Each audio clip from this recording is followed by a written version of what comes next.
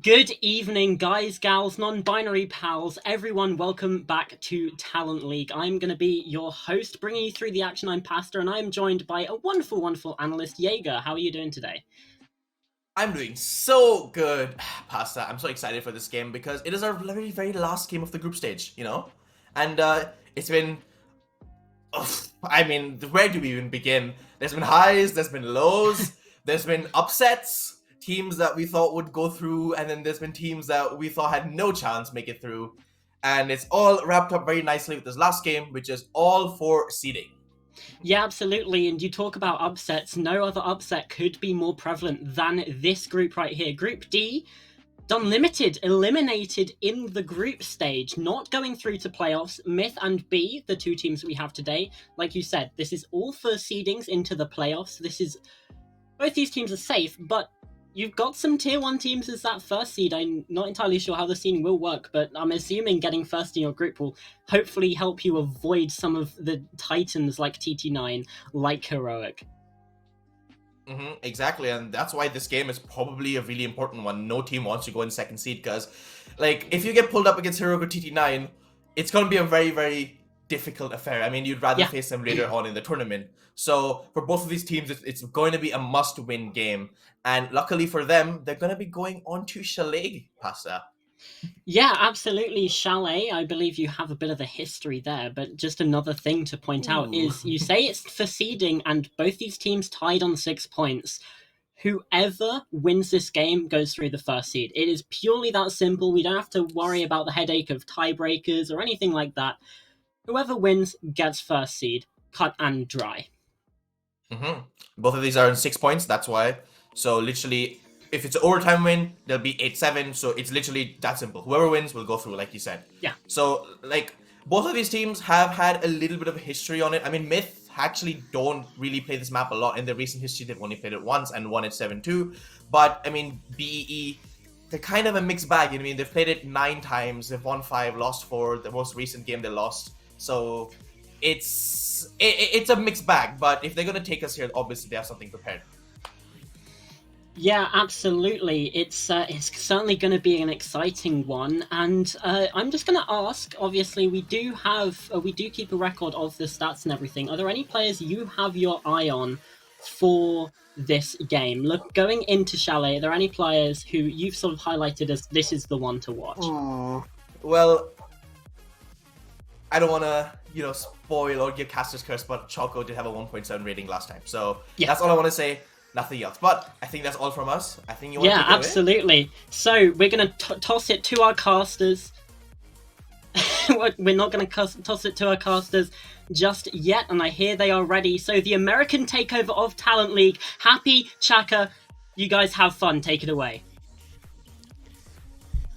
No worries, we're gonna have the most fun of all. Thank you so much, Pasta and Jagger. And now it's time for myself and Chaka to take over for the final game of the regular season of the Titan series. It is an exciting one to get into, of course. We have two very solid teams who, as they pointed out on the desk, both made the same upset over the same team that most people had coming out on top of the group stage. Now they need to determine who will be the higher seed going into the playoffs.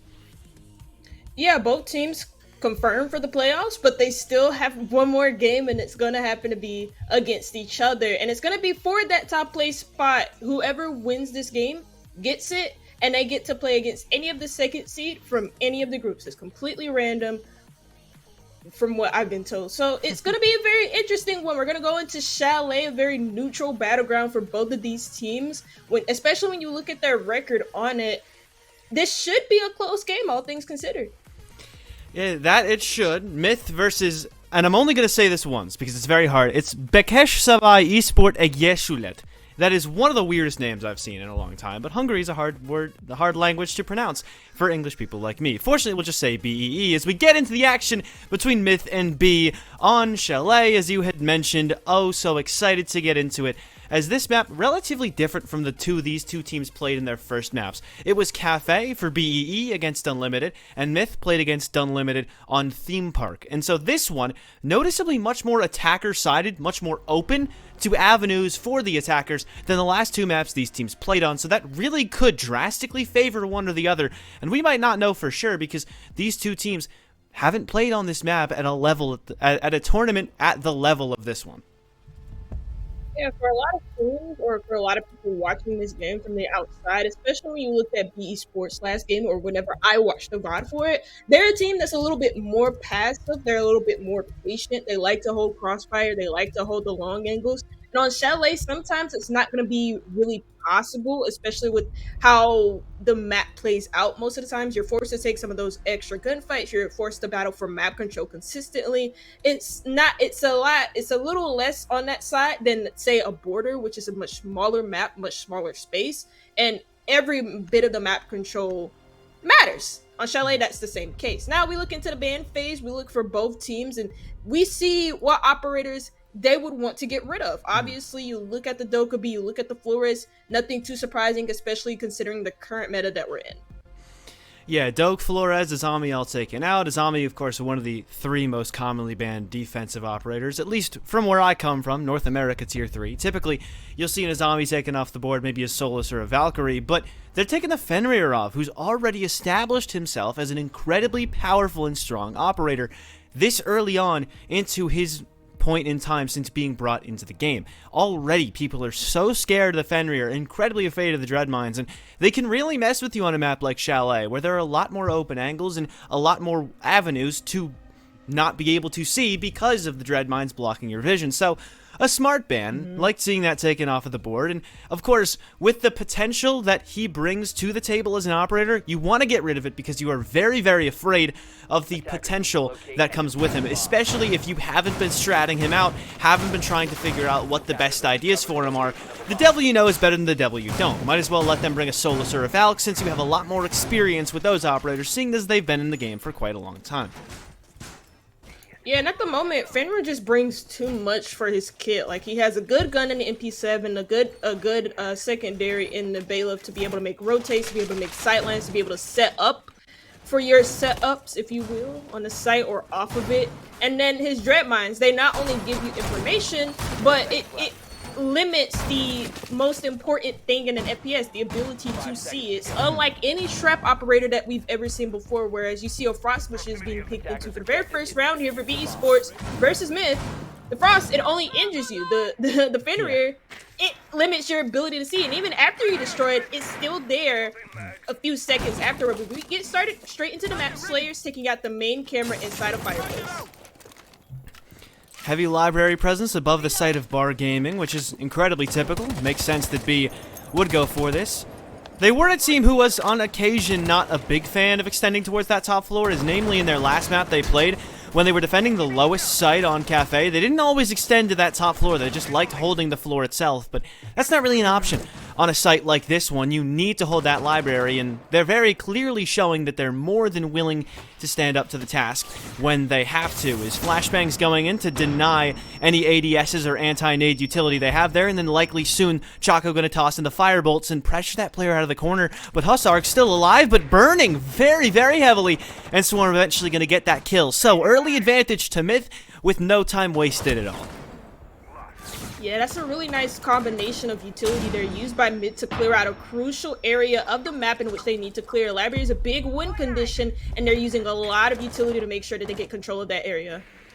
Haribo next to fall after getting knocked down, finished off by the Twitch drone, which isn't something you see too frequently, but Myth starting to establish that control over library, and in this instance, it looks like then their next focus is just going to be getting into the site itself. They don't want to waste too much time on unimportant areas, though they're really going to try and put players in here, use that vertical pressure to their advantage. As Swarm on the sledge going to have a field day with those breakable floors, and they're starting to ID players inside of the site as well. So those players from above know where to look. Dodo nearly taken down, but still a decent amount of time for Myth to work with. Just allow them to marinate upstairs and really get all the control that they need, but Dodo fighting back, only able to get one though. His stack's good for a trade and a 4-on-2 to favor Myth. Yeah, that's the smoke down, but even then used all of the smoke util in order to at least try and hold off this attack for as long as they can. Atiz and Garen still off of sight, and Garen grabbing one. Diffuser's gone down though, and now you only have such limited time to be able to work with, plus a lot of map control that you have to battle out again. And now Atiz taken down, leaves Garen in a 1v3. Garen knows one's going to be on repel, but not aware that they are where they are. And so, from main balcony, it's Slayers with the DMR to get that kill. Knowing that they're on repel is only so much information. I would say that's half the battle, but to be honest, it's not even really close to that. As you saw there, swinging an angle so wide with so many angles on you, so many angles to check, and only so much cover to be had in that scenario. As Myth with a phenomenal play upstairs, BEE just kind of holding too passively. Everybody up there just kind of died without too much resistance. They were able to get 1 or 2 kills through the flow of that round, but you know, you had a player in that corner who just dies to the Capital by great utility usage from Myth to clear out the ADSs and magnets and then just pop the firebolt into that corner. BE need to take a little bit more fights there and really take the fight to Myth if they're going to hold positions that forward such as that. Yeah, I noticed in Myth's last game against the Unlimited where they won 7-2 against the Unlimited on Theme Park, and I noticed a lot of the times I saw players kind of like use their utility for their own self, in particular Chaco, when like a Brava or a Twitch use utility on his own side of the map to support his own push or to just free up space on that side of the map so that you could go for a lurk later on and apply a pressure point or apply another option for Myth on the attack. And I also saw Swarms do that a couple times when he was on a Nook. You have nades by yourself, and a lot of the times they weren't really supplemented with intel of their own being supported by their own teammates. Usually it's just they had to guess, and the guessing game didn't really work all of the time, even though they did win that game 7-2. So it's really nice to see them kind of work towards a common goal and to do that attack together. So let's see what they can do on this basement defense. You have double hard breach now in both the Bandit and the Kaid, so you're gonna have to play 2 mini games in 1 round. I love seeing a rare human moment out of the players like this, like Dodo walking around Big Garage and just looking for a drone and looking in all of the wrong spots, unfortunately. Not quite getting that one, but must have been getting red pinged or something like that. But regardless, still a push in from Myth and still an entry pick in their favor as well. This time Slayer's able to take down Garen real quick, and then it's he's the next one to fall. Puko able to make that another one. And so Myth now 5-on-3 again. They stand at a decisive advantage this time around, though, even earlier on into the round than they were at an advantage last time. It's really nice to see how quickly Myth is just able to get these first picks, but also be able to move very quickly inside of the map. Esports not really putting too much of a fight, and it's Myth feeling very, very comfortable to not only take map control, but take these 50-50 gunfights. That's something that was obvious in their game against Dumb Limit last time, and now we see them in a 5v2. Ooh, what a shot from Dodo! How does he kill Stacks that quickly? Another one for him! One's in the kitchen! Almost gets that one as well, but unfortunately taken down by Puko, and now B only have 1 hope left, because as much work as Dodo was doing, nothing else done by the ones to have gone down already. Or the one that still stands, that's Haribo. 1-on-3, tasked with inside of the objective, and they choose to ditch the sledge this time, because the fuse from upstairs can break so much of that floor with the cluster charges. I've seen that implemented on maps like Clubhouse to deal with the floor inside of Kitchen. You go into Logi and use that same kind of strategy, but also going to be using the cluster charges into the site itself, clearing out the connector first, and just trying to take shots to the floor based on the yellow pings. Haribo, though, still alive, going to fire off a couple of the entries into the back site, but everybody's going into the other side of the objective. And it's from upstairs that Shaco able to get that kill, and the fuse will close out another round in favor of Myth. It was a bit weird there at the end for Myth, because at first it seemed like I thought they actually got the walls open and I thought they actually used their utility, but no, they spent a lot of time using their own manpower to clear out the roam game there from Békéscsabai, not getting any hatches open, not getting any of the walls open, and it's not really like they had the utility to do so, so that's why you saw them kind of go for a more direct roam clear around the map. And it worked out wonders for them. They were able to win their 50-50 gunfights against players that were very isolated on the roam. They were able to isolate them together, and that's a really big thing. So now we see Békéscsabai. It looks like they want to play more into that roam game, now flexing onto a different operator of the orgs. I'm not too sure who that replaces, but you have somebody who can flex around the map, move a little bit quicker, and maybe move a little bit quicker to help support one another in those gunfights, because they're not really trading each other out after these early picks. It's all gone in favor of Myth, and it's always been going in favor of Myth in the very first 2 rounds. Yeah, they ditched the Kaid this time around. They're still running the Goyo, though, and Solus, Mazi, Oryx. This is as roam heavy a setup as you could ask for in terms of operator composition, and they really want to put everything into that roam, in spite of the fact that Myth did so well in clearing that roam, and so far pretty much everybody we've seen try and take fights off the site has died without too much of a resistance going in their favor. Is the only person to really do too much of anything through this game on a roam is Dodo, as he's gotten 3 kills already through the 2 rounds. And other than that, B are on 1s and 0s, as it looks like the rest of their leaderboard's written in binary. But Stacks taking a lot of damage early on. Almost a very good kill to start with for Dodo. Again, who but Dodo to possibly start it off well for B. At the very least, gonna cause the first damage of this round to go out, and that could be a sign of better things to come for the Hungarian side. What I would have liked to see B change up a little bit is play more into the anchor heavy setup, because mid, when they see that B Esports are going for the roam, you see they're now just bringing a Thatcher. They didn't bring a Thatcher last time, and I wonder that if maybe they baited him into thinking, oh well, we're mainly just going for the roam. What would have happened if mid didn't pick into the Thatcher? But now just noticing it, but we see B Esports, they get the very first pick and then they get the follow up too. Phenomenal kill from a tease to get Choco down, and now it looks like all they needed to do was just put more emphasis on that roam game and kind of just make it look like a ranked game just a little bit more than it had before, as they were very well structured around the objective itself last round. This round, things start off much better in their favor when they just take all the fights that they can think of, but Dodo taking that one was a bit ill-advised as he goes down to the Jackal. So a kill for the C7E, a kill for the attacking side to strike back a little bit, but still so much presence inside of Bar. Nobody's cleared this out yet. With all of the pressure they put last round on taking that top floor, they're either going to have to pivot this push perfectly into Wine Cellar or possibly main garage, or they're going to have to push straight into Bar Gaming, but it looks like they actually want to attack that backside as Stack's preparing to breach some walls open. More heavily into the roam game that B Esports put into, and so Choco dies, but without using his EMPs. That's okay, because B Esports haven't brought any hard breach to now this round, like they did last round where they doubled up on it. Stacks is able to get this elbow wall open and open another angle inside of sight, but ETs finds a nice shot with Slayers finding one of his own. Good trade back from Slayers to keep it realistic for Myth, but if Atiz has anything to say about it, he'll keep getting kills, and that's exactly what he'll do. A third one possibly on the docket, but not quite. Swarm takes him down. Now needs to get 2 more, but they're at different angles of the map and different positions that are too different to take care of one and then the other. Not quite able to kill Garen, and, well, Garen kills him as a result of that. Myth with another good round on the attacking side, but not good enough as B able to take their first round of Chalet, and we really do have a match on our hands.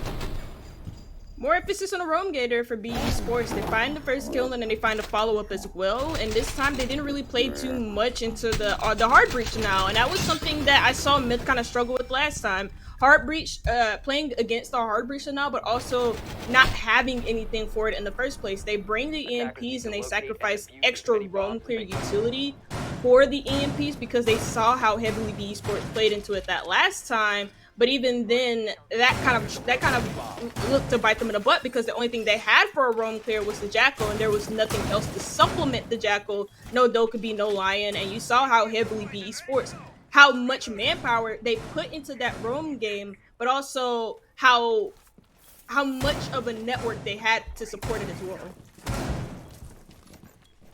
Now they choose to go back to Bar Gaming, B do, as this was the site they chose to start with. Then they go back to Basement, and then they do it again. Even though both of the objectives they played the first time looked equally unsuccessful to an extent. But the adaptation that worked for them on the Basement was, as you had mentioned, extending more, putting more into the roam game, and really loosening up your defense. This time around, though, it doesn't really look like they're doing that. They still have Hussargon Solus, but other than that, it's a very, very strict defense. Again, Atiz is in this spot that got him killed incredibly quickly last round by the Capital Bolts and all the flashbangs used by the other members of the attack that burnt all the ADSs and magnets incredibly quickly. So a lack of adaptation here from B after they lost the last time on this defense quite decisively. It was a big win for Myth. And so instead of adapting like they did on that Basement defense, they don't adapt here, and it's disappointing because it means that already it looks like this round might be off to a bit of a worse start. again, utility being used to try and clear this library corner, using the castles, not the castles, sorry, but the capital boats to keep him in place in that corner, but it misses, you're right, it doesn't go deep enough, but they also used a lion scan as well to keep him in that position in the first place. So not only do you waste utility, but it's utility that's not even used, that's not even being supplemented properly, and it doesn't lead to anything. So that's a mistake on Mist's part, and they now have to readjust their focus elsewhere. Choco popping 2 incendiary bolts in the same exact area as well.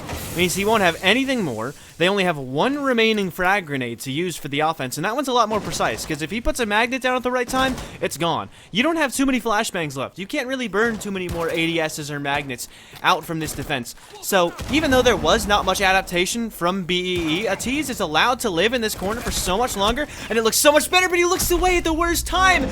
Goes down to Swarm, though. BE are able to pick up the pieces eventually, relatively convincingly, as they make it even more kills in their own favor. It was only the 1 kill for Swarm. Now Stack's looking to be in a rough spot, has to hop up, taken down by this smoke, and Hussar got Slayers down as well. So even though the Wamai made a misplay upstairs, everything else proves to be just fine, and B are able to take yet another defensive round. It wasn't just a misplay from Wamai, but just also a misplay from the attack, and look, it kind of, this is, you'll see it in slow motion, but he just kind of looks away at the wrong time, and it leads to his demise. But also, again, the one thing that we saw from the very first round from BE Sports that kind of screwed them up a little bit wasn't just the library corner being cleared. That's usually almost always a death corner. That's suicide. You're using that to not only get rid of utility, but you're using that to also waste time on the attacker side of things. It was the fact that they really did not hold up to their standards on the top 4 for long enough, nor were they being aggressive, and they shied off almost immediately or got picked off almost immediately. You saw the support system with the angles from not only below but also above, and Myth Esports couldn't clear that properly. They got shut down almost immediately every time they tried to challenge for a gunfight, and BE Sports did a very good job of prolonging their hold onto the second floor, but also capitalizing on some of Myth's mistakes with the utility. Choosing not even to go back to the bar gaming objective this time is they could not go back. They are able to make good on every single time. Brain fart for a second there. Don't, it happens, okay?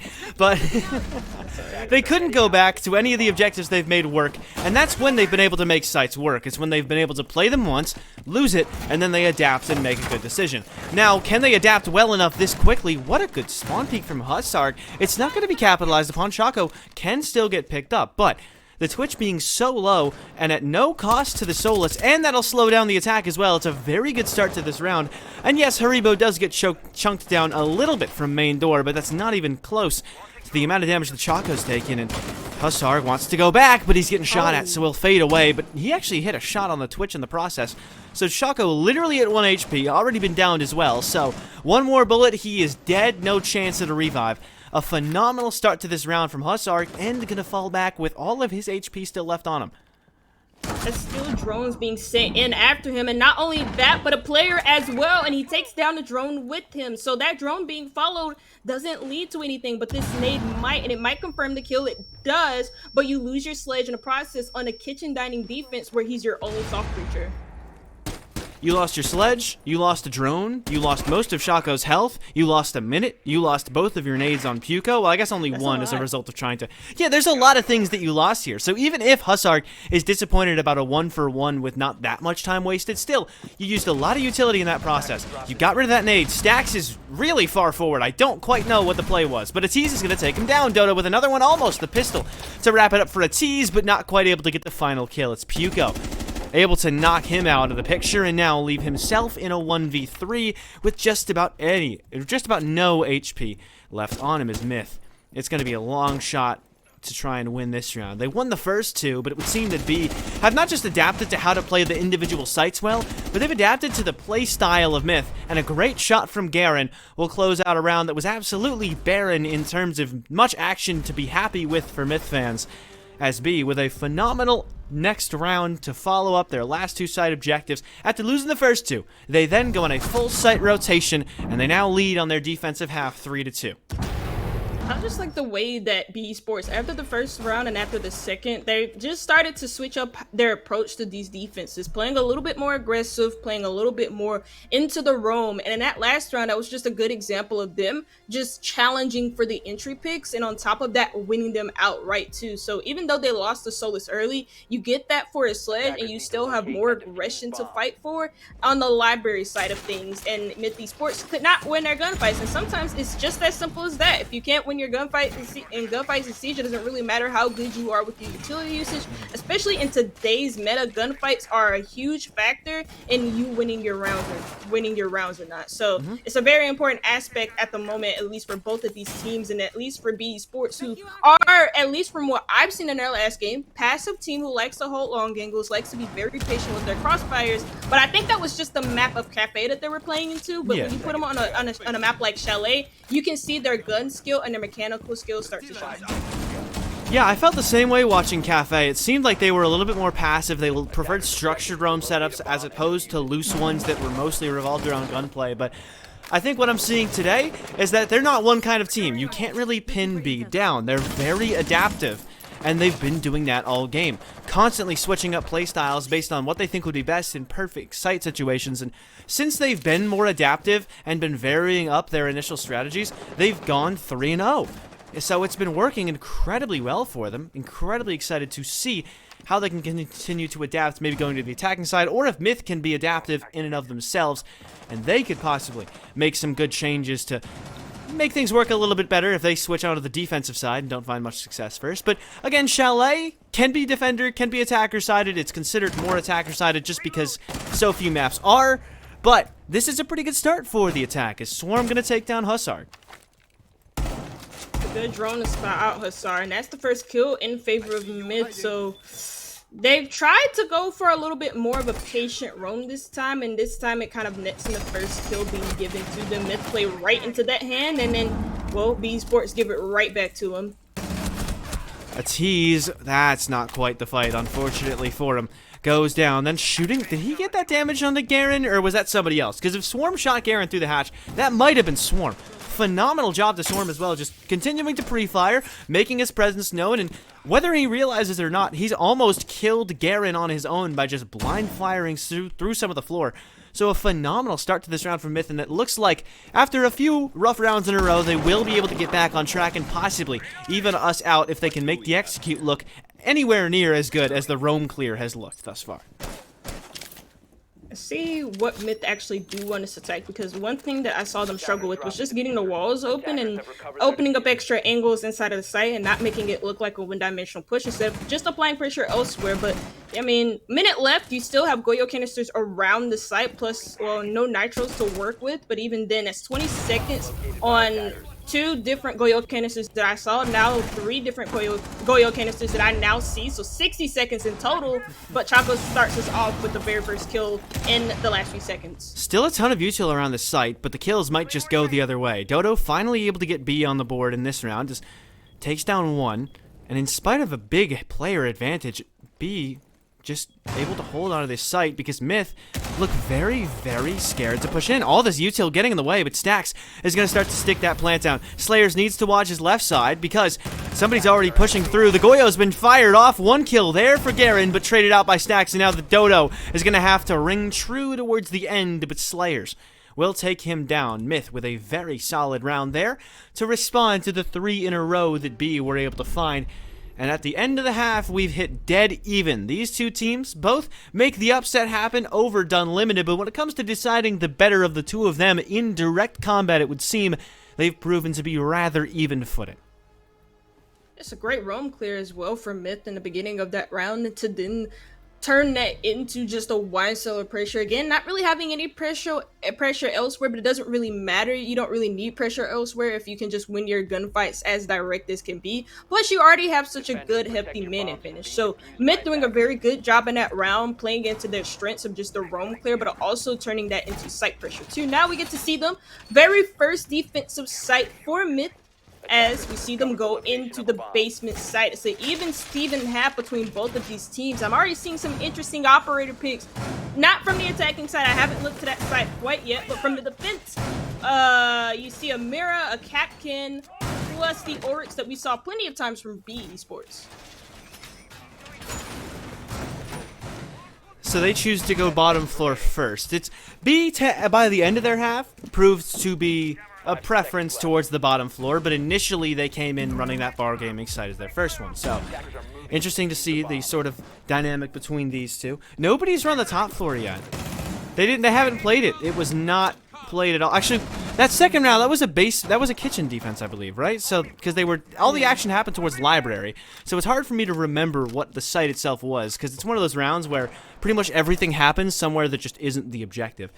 But for that defense, as far as I can remember, the top floor hasn't really been too relevant, and Stax is able to get the first kill. He's already relevant. Choco relevant. Stax swings again, though, taking down Haribo, able to get 2. So phenomenal trade. And unfortunately for Myth, they've given over way too many opportunities to the other team because they get 2 kills, but everybody gets overzealous, starts swinging again, and now they stand 1 player at the worst, with 2 players alive to possibly still clutch this out for the Frenchmen, unless they want to let the Hungarians back into the lead again.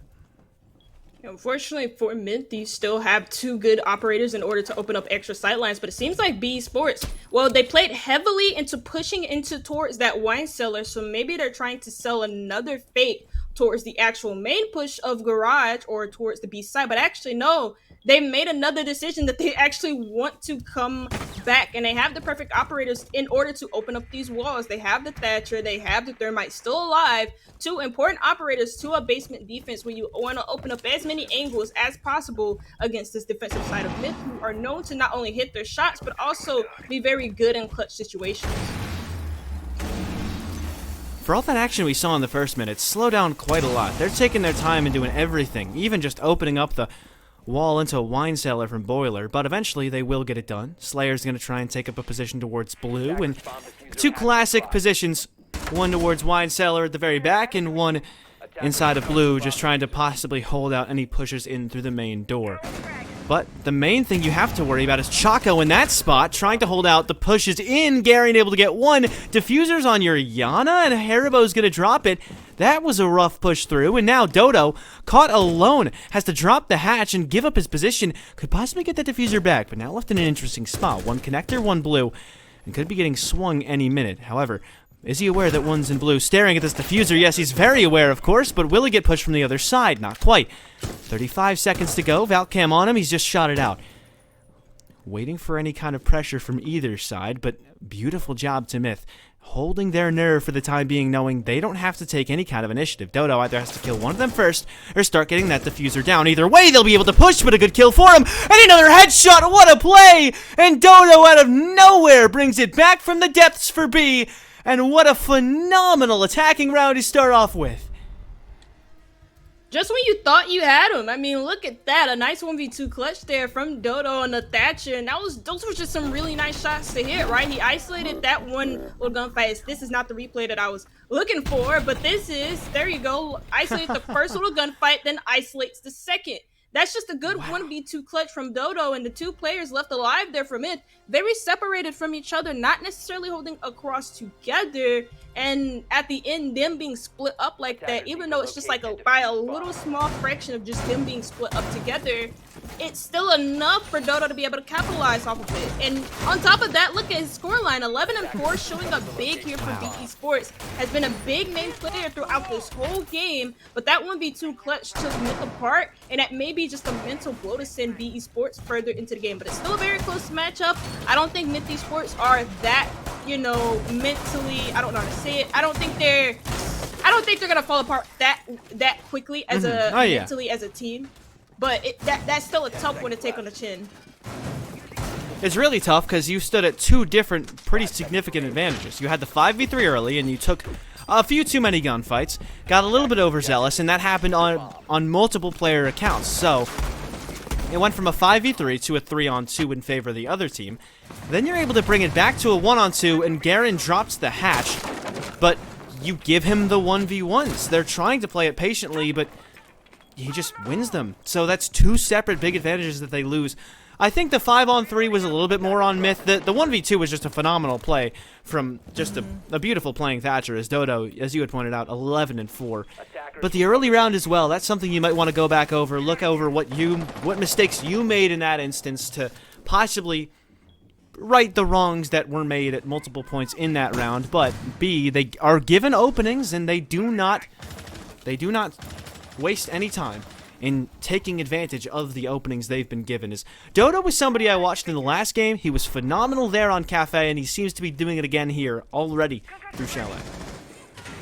I mean, also when you pay attention to Myth's defenses last time against Unlimited, even though it's very few because they had like a 4-2 half and then they went to like 5-2, I remember seeing it like they're very comfortable in taking their gunfights. They're very comfortable with playing this aggressive roam game. Esports, not so much. And I mean, now you see Swarm, he gets the very first pick followed by Haribo, but a couple of other picks keep going, and Myth find themselves at 4v2. Myth 4v2, Myth 4v1 as Shaco steps in, takes down a tease, and it's only left to Garen, the second best performer on the day, pretty much for the side of B, just behind Dodo, and now he'll have to really perform to make anything happen differently here, as seems to be in a little bit of a rut at the moment. No impact, so can't even break that castle barricade, and even if he had one, wouldn't be enough to break the Aruni gate in the way, and so very much tough to win position for old Garen. One's dropped the hatch, though. He gets that intel, and they've given up the top floor. So Myth are at least going to give Garen not necessarily a way in, but they're going to give him some space to work with just because they know they've got case control at the moment by the looks of the way they're playing it. They don't really need to take any fights. They can leave him plenty of time, but he could possibly get Diffuser back because they don't actually have control of it. It's outside the main door. With 40 seconds to go, you'd have to imagine his time might be coming soon, but so many angles barricaded off by the defense. He's going to be allowed this control, but it's not necessarily the control that they're not contesting for that Myth cares about. It's mostly just the ones that they're staring at. And they've got all the intel they could use, as Garen seems to have a sneaking suspicion once in Mudroom. Good suspicion of him, but you can know players are in certain spots. The trouble actually comes when you have to kill them if they swing properly off the intel. It might be impossible, but if anyone's up to the task, it's Garen. 15 seconds to go. Swung on by the player Mudroom, then swung on by another, and even a third pitches in after he died just to make sure they confirm the kill. Myth do not actually lose the mental game that quickly. They recover in very solid fashion and make it even again. 1v2, tough loss to take on the chin, but even then at the end of that round, just good discipline exercise by Myth. And also I just like the way that they're playing around the castle, using that castle just to cut off certain angles that the attackers want to play in, and that's usually how you want to play him. Like, just use the castle to cut off angles the attackers want to use to cut you off, rather. But even then, good can't remember.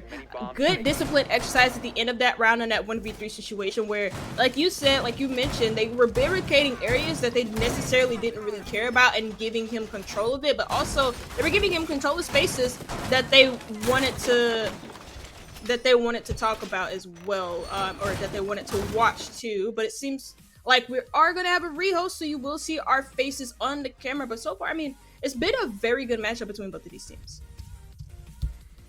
Yeah, been quite solid indeed. It feels like no matter what the other team is able to do, the next round is just completely independent of what we just saw. We saw a phenomenal 1v2 from Dodo, and then Myth just don't care. They just win the next site they go to because that's just what they felt like doing. There were 2 rounds in a row that Myth started very well on, but B, as of late, have been the hotter team, but we're in a completely different half now, and so far we've seen 2 very different rounds. One of which was close all the way through, and another one of which, well, wasn't really that close either. What kind of rounds are we going to see, though, as we get back from this break, though? We will have to cut to a break, because the rehost is going to take some time, but we will see you on the other side of it, so be sure to stay right here.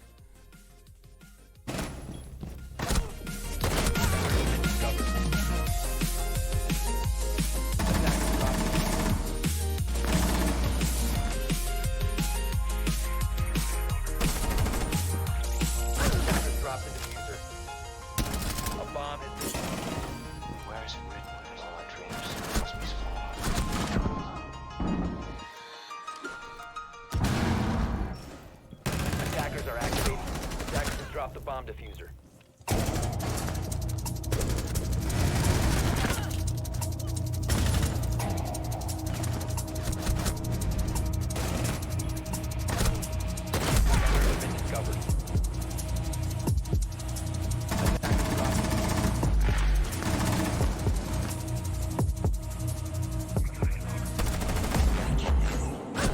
dropped the diffuser. A bomb has been...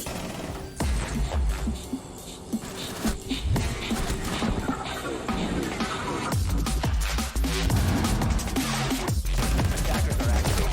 Attackers drop the bomb.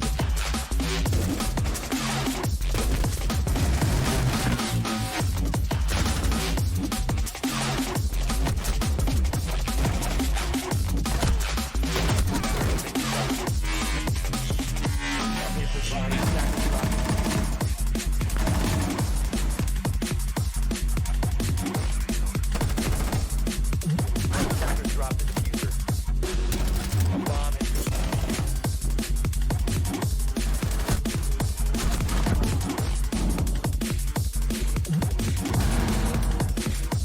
Attackers are activated. Attackers drop the bomb diffuser.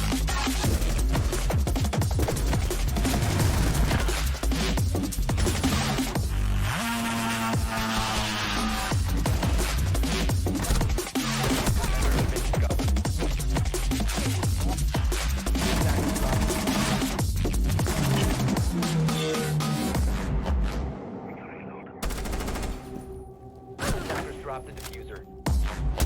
A bomb has been...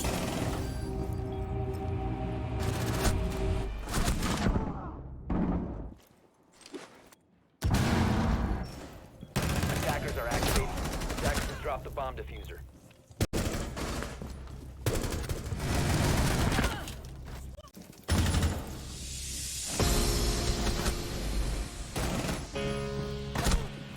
Attackers have been discovered. Attackers dropped the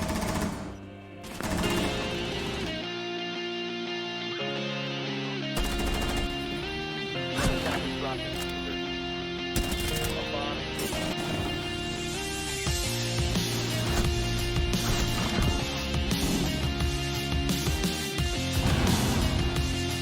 Attackers are activated.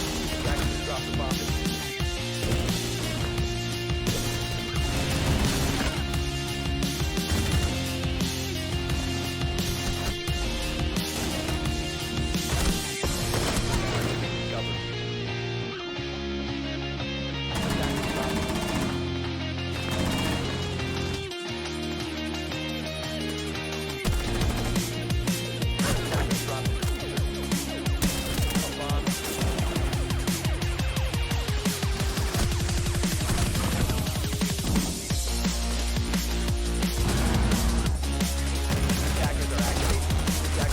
bomb diffuser.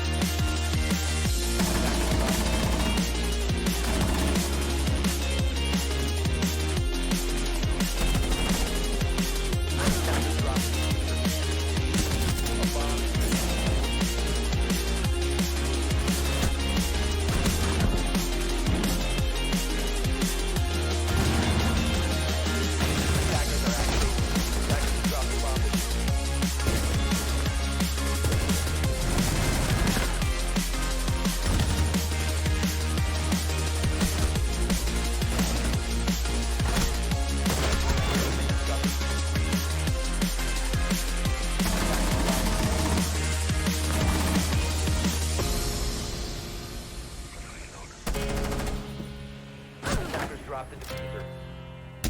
A bomb has been...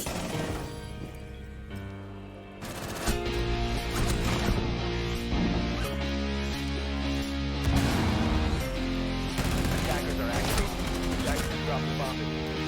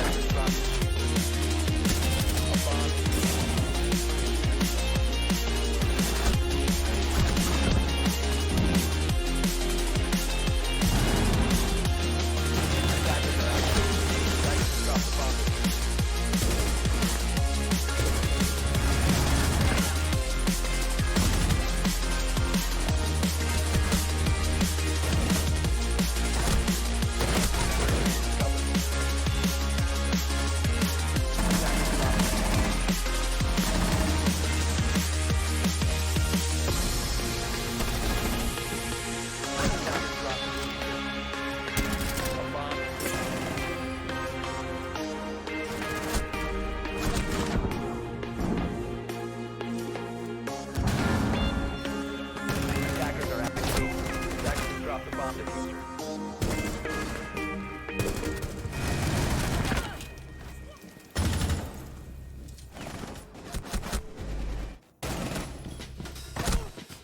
Sensors have been discovered. Attackers drop.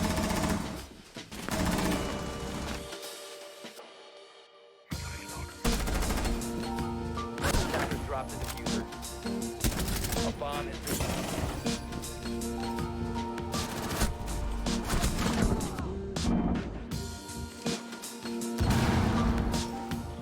Attackers are activated. Attackers drop the bomb diffuser.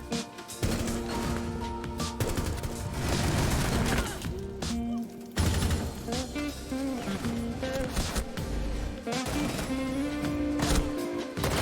have been discovered.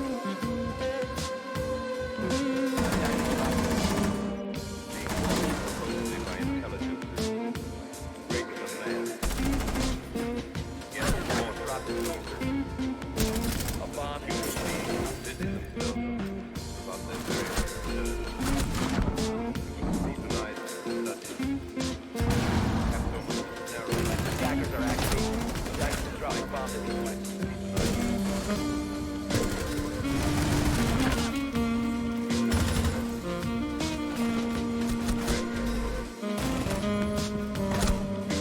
Sensors have been discovered.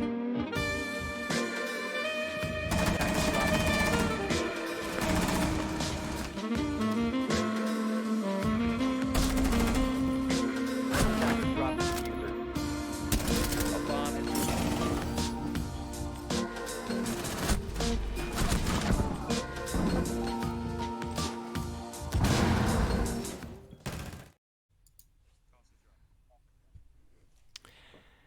We are back. Thank you so much for sticking in through that little break.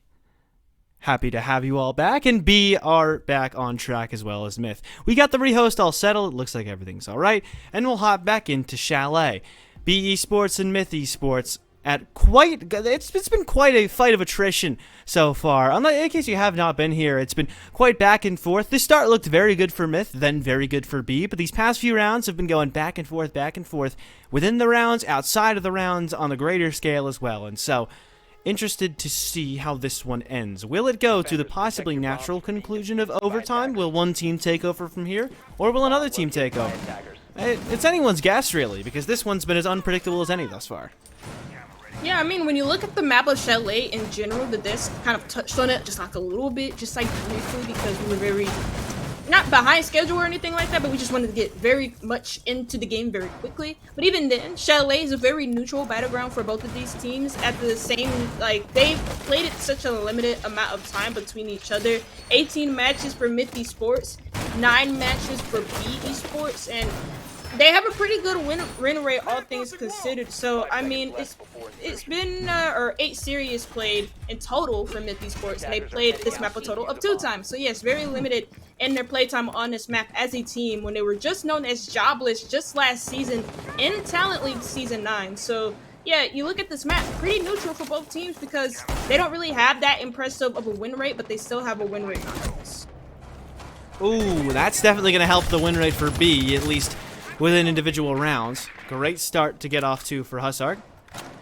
Gets that kill on a Puko right quick and shuts down any possibility of any early spawn peaks. As you tried, but you failed. Unfortunately, you'll have to look towards the next round for Puko. All that time, you don't spend playing the game, you're waiting for it to get back up. Your hands might have gone cold, and already you're not going to be allowed back into the game for too long, as you're dead within a few seconds of this round starting. That's a little bit disappointing, not just for Puko as a player, but the team as a whole, because you've got to play out the rest of the round without the live util of the magnets in the round at all.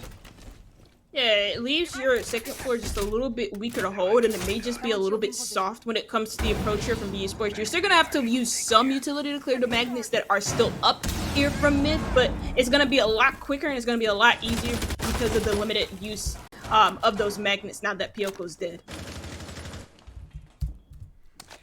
And that's going to make a big difference, because they still have a top floor presence, but with one less player alive, it's not going to be as strong as it could have been if Puko was going to play upstairs. If he isn't going to play upstairs, then it didn't really matter. But regardless, having one less player alive with such a wide extension is going to leave you open to some extent, so you either have to do one of two things, either fall off of your extension or try and make a big play, and it looks like Stax is favoring the latter, looking to come up the stairs from into the fireplace from the basement. The Swarm currently still sitting upstairs. Stax has been pressured off, so he'll have to fall back to the site itself, as Dodo's starting to push into this top floor hold. Almost a good kill early for Haribo, but he doesn't quite duck under the piano in time, and Swarm able to take him down. Good trade back from Dodo, though, to keep it at an advantage to the defensive side with 50 seconds to go, but it looks like Myth are falling off of the top floor now. Wonder when Stax is actually going to go for that flank, decides against it, and then just rotates up West Main. And so now it's going to come into these nitty-gritty gunfights where you're playing in these expected positions where BE Sports expect you to be, and they have full top floor control, plus the Osa shields to contest these long angles as they have went through their default so far. BE Sports doing that well in this round.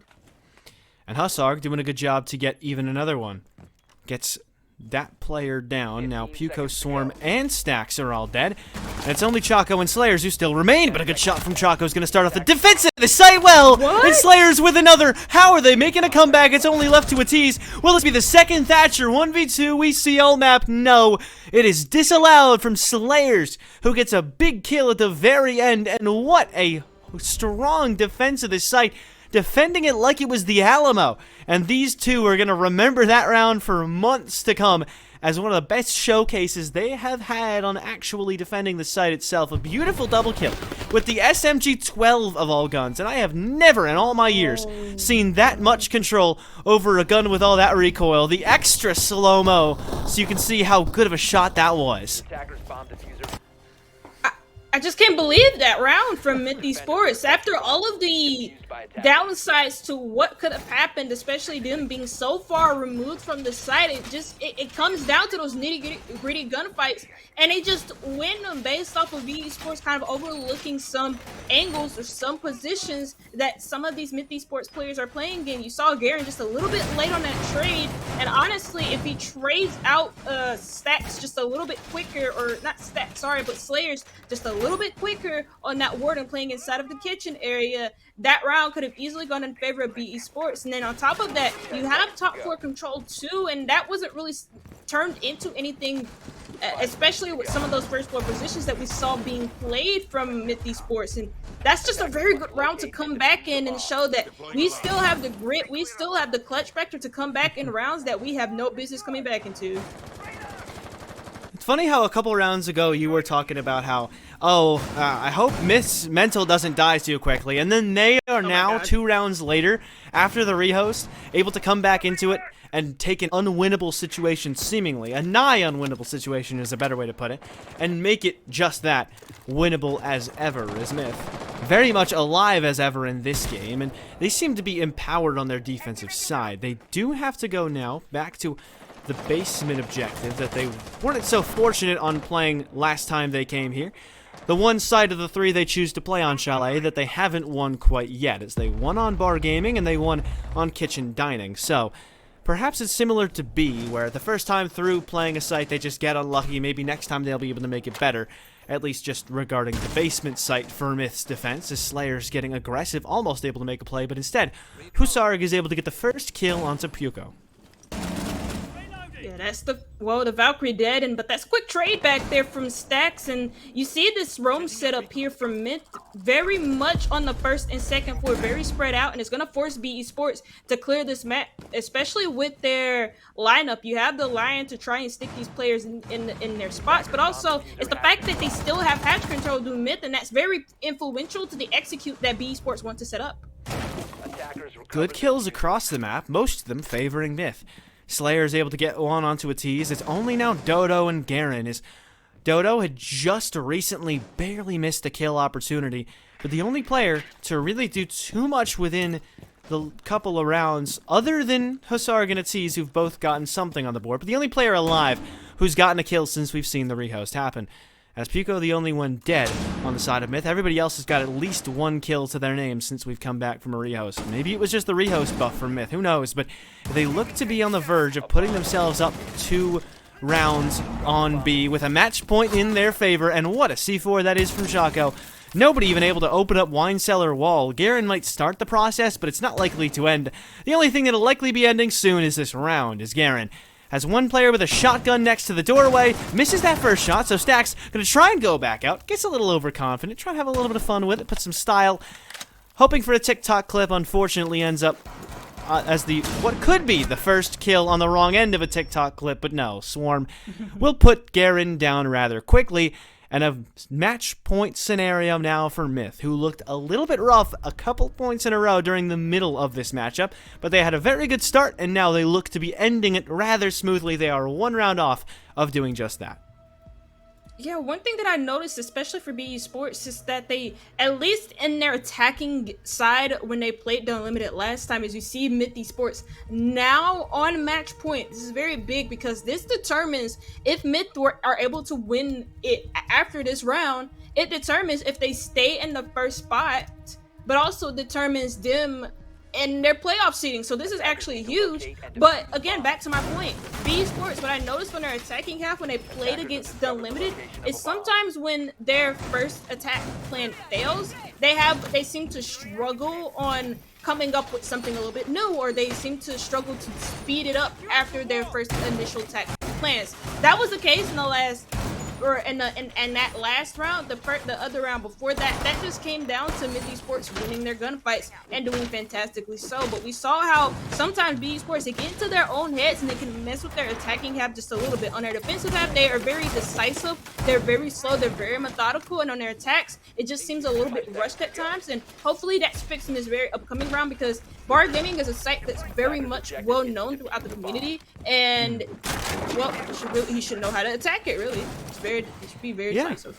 Yeah, exactly what this site kind of comes down to. If you know what you're doing, it's not the hardest site to get into in the world. A lot of resistance you'll likely face in the library, but teams can adjust to that one of two ways, either just playing outside the windows and trying to play more util-based, which is what we saw Myth do on the attack, to varying levels of success, or they can take the other side of the top floor or the other side of the first floor as well, push in from those angles, and then threaten the site itself while also threatening upstairs and just generally trying to make it uncomfortable. It depends on what you like. If you like trying to keep pushes concise and only taking necessary map control, you might go for more of a Myth-style push. But what B are doing, they just want to get footholds within the map as soon as possible, and they're doing just that. But Puko might be able to shut down one on the piano window. Dodo is the one out there. Would be a big kill to find, as he has been a great performer so far through the day, but not going to be the first one to die, at least not yet, as we've gotten a minute through and not really much action going either way.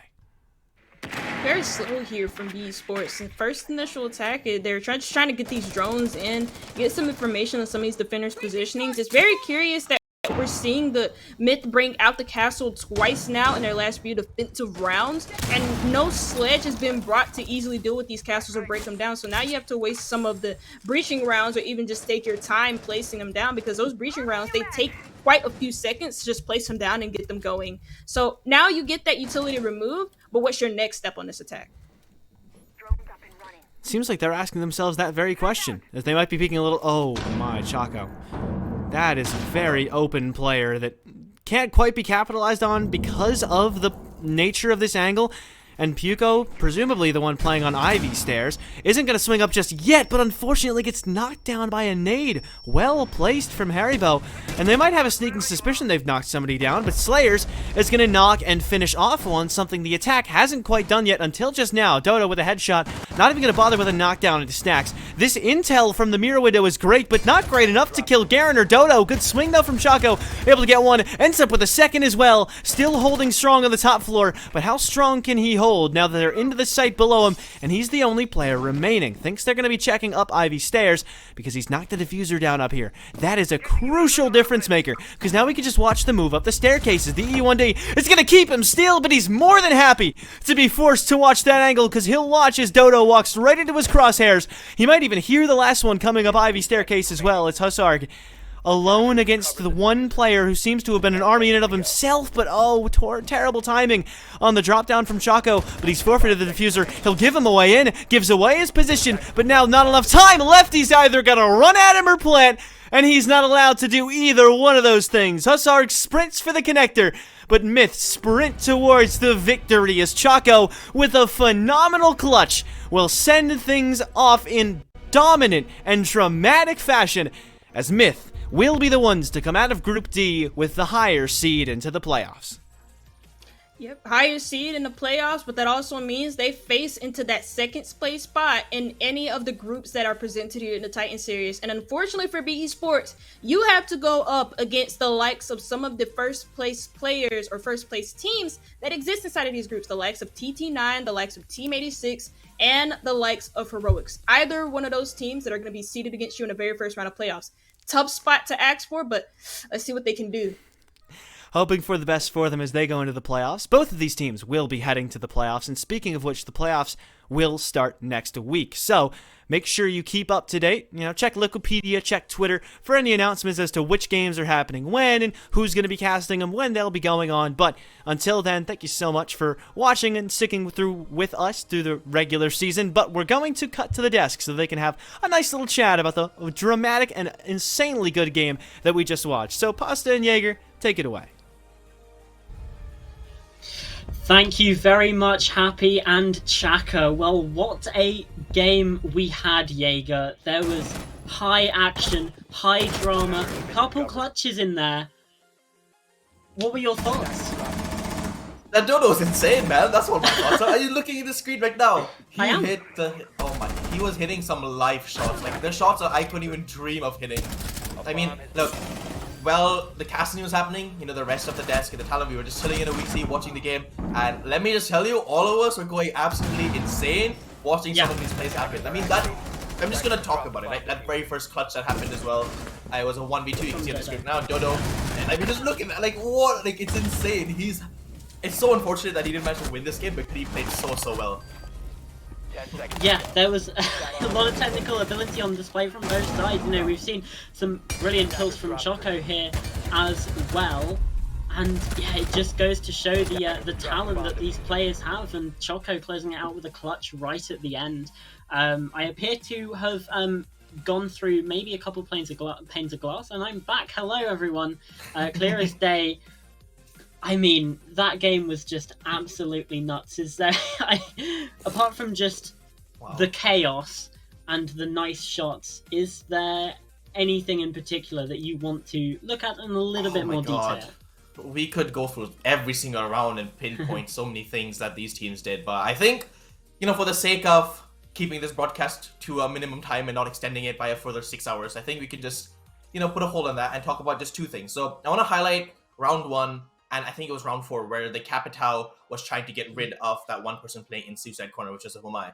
And we can see the difference in those rounds because I'm just going to pull up my spreadsheet here because I have it exactly written down. So in round 1, the Homai got cleared out basically in like 2 seconds. It was like insane flash spam. The Homai was just not ready for it.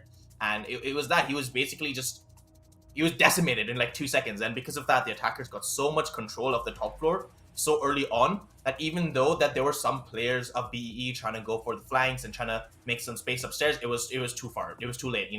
The pressure on side was there. The plant could go down. There was enough refragability and Mehmed Wanage, and that was that. I mean, comparing that to round number 4 where they went back to bar, but this time, the Wamai suicide, he had a little more utility and he survived for a lot longer. And what that basically means is that time, the clock, the 6th defender was just ticking down slowly by slowly. And even though that he did eventually get cleared out, it was a bit too late, and that's why BE, I think, ended up winning that round because of time constraint. Yeah, and that's the thing, because they lost it the first time, and it wasn't just the Wamai, it was kind of a team effort, you could say. Like, you had, like, 2 or 3 ADSs in there as well. You had all of that sort of building up to it, and also, I think the bots might have missed a little bit as well. There's a slight little caveat to that, because you had a lot of utility coming through to burn, but yeah, it just wasn't quite reaching. Eventually did, as we saw on the very slow-mo replay, did look away at just the wrong time, but BE were able to take that round across the board anyway. Mhm. And I mean, I did get a little bit lost in the sauce in that last round, So but sauce. all I can remember from that is that, well, I mean, Choco put in an insane performance, as did Dodo. I feel like, we highlighted Choco in the pre-desk as well for, Mhm. putting in that 1.72 rating against Done Limited. And Mhm. we've just seen that prowess yet again here. I mean, I think it just speaks to the caliber of these two teams. I mean, taking it even away from this game, like people forget. I think Unlimited were playing for a sub for one of their games. I'm not sure about the other ones, but it just Yeah, they shows had the a sub caliber too. of like the teams in this single group alone. That an ex-CL winner, the last ever CL that won, they did a really good run in SI quals. So not SI quals, sorry, the major qualifiers, the open ones. Yeah. And it just shows how good these teams are. And I mean, you can pinpoint every single round and how the fundamentals are really good. I mean, I think that's basically all I want to talk about. I mean, I don't think there's anything else about you.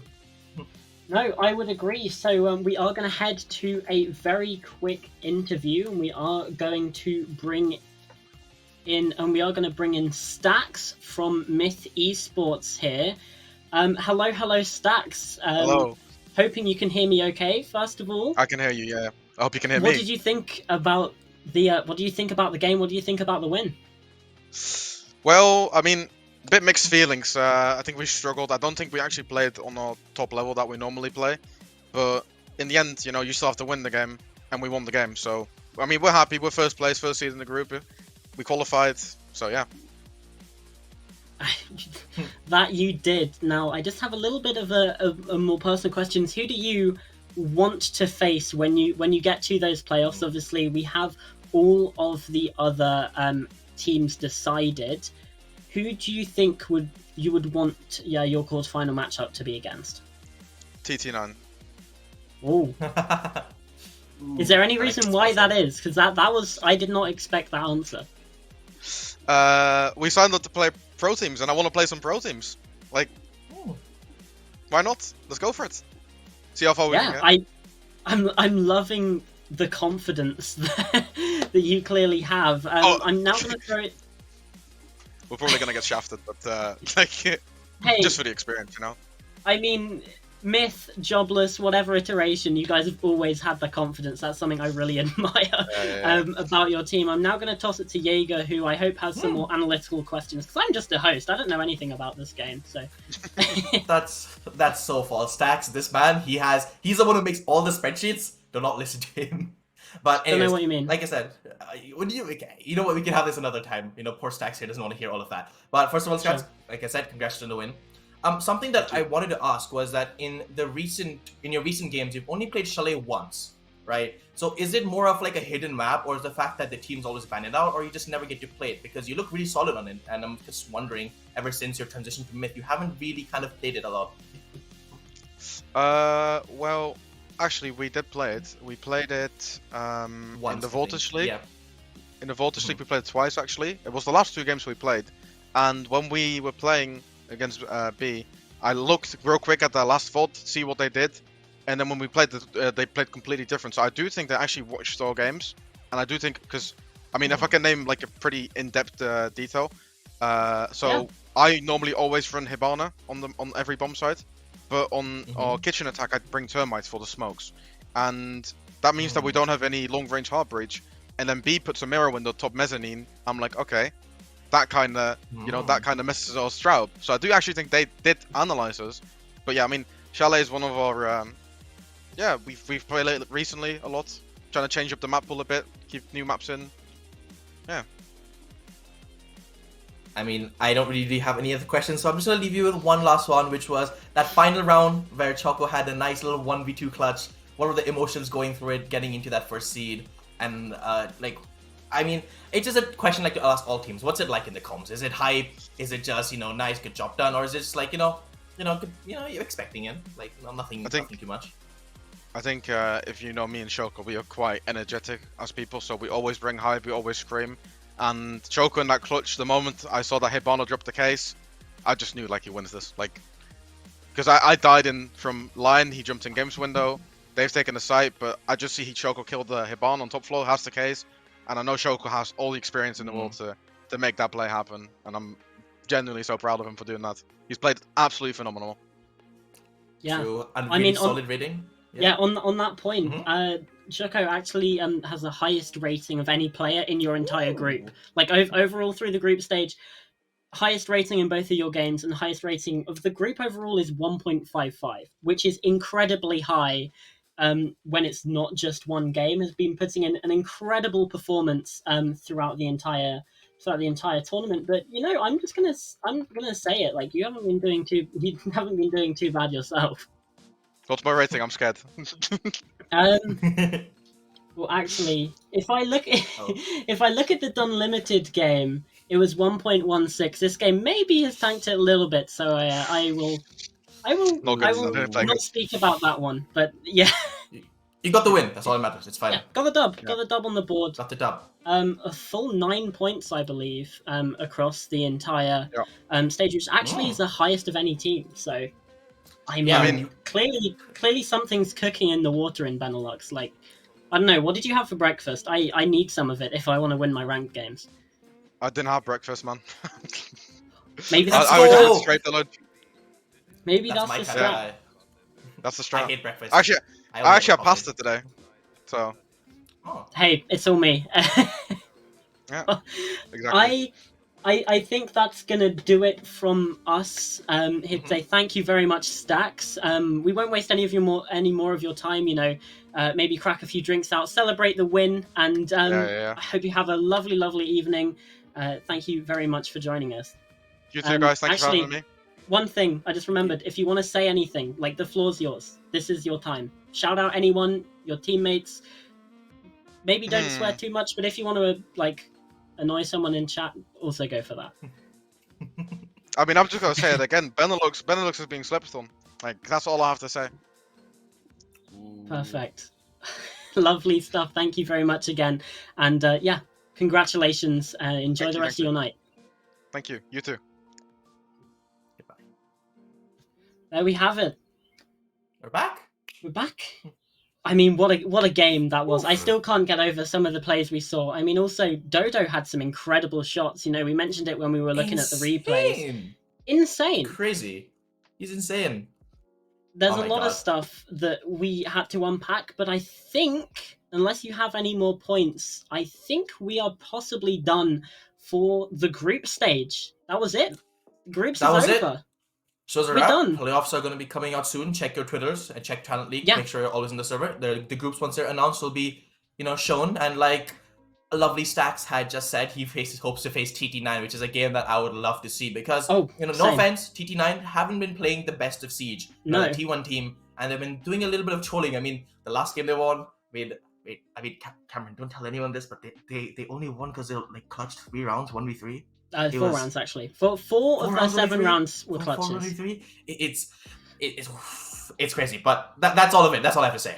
Yeah, it was ridiculous. So yeah, a lot cooking. We do have a 1 week break where we're gonna sort of sort things out, but then the week after, the 19th of June is when our first playoffs game will be happening live on Talent League R6 over on Twitch. So yeah, make sure you follow the socials at Talent Rainbow 6 on Twitter. Make sure you follow this Twitch as well, just so you definitely do not miss the streams. You're not going to want to miss best of 3, best of 5s playoffs. It's going to be great. That being said, I've been Pasta. I've been joined by Jaeger. We had the lovely Dishy on the observing. We had obviously Happy and Chaka with the cast, and we've had the wonderful Peak bringing you through with the production tonight. Thank you all, everyone, so much for watching. We'll see you in a week's time for some more Talent League action. Peace.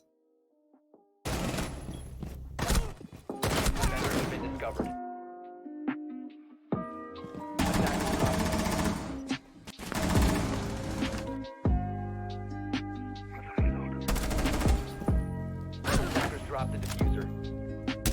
A bomb has been